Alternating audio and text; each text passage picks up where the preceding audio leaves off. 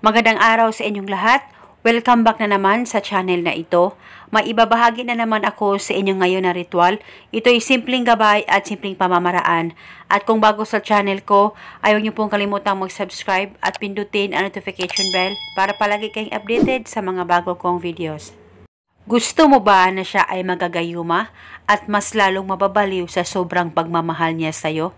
Kaya gawin mo lamang itong ritual na ibabahagi ko sa inyo ngayon, nang sa ganon siya ay mababaliw sa iyo at siya ay magagayuma mo. Basta buo lamang ang loob at tiwala mo sa paggawa nito.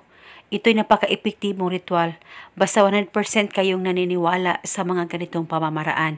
At itong ritual ay pwede ito gawin sa kahit na anong araw o oras na gusto mo. Ang gagawin mo lamang, kumuha ka ng papel at panulat at isulat mo ito.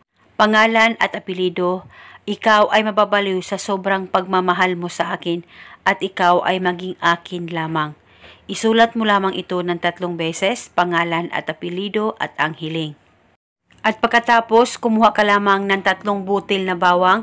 Huwag niyo po itong balatan at ilagay ito sa papel na sinulatan mo. At pagkatapos, balutin mo ito.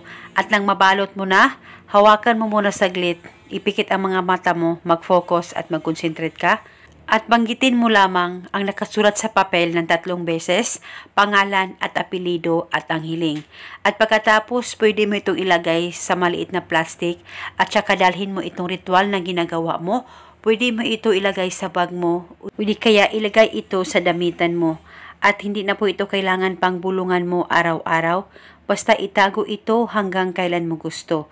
At paniguradong siya ay magagayuma at mas lalong mababaliw sa sobrang pagmamahal niya sa'yo. Basta magtiwala ka lang sa kahit na anumang ritual na iyong gagawin. At ito muna sa ngayon. Maraming salamat po sa panunood. May God bless.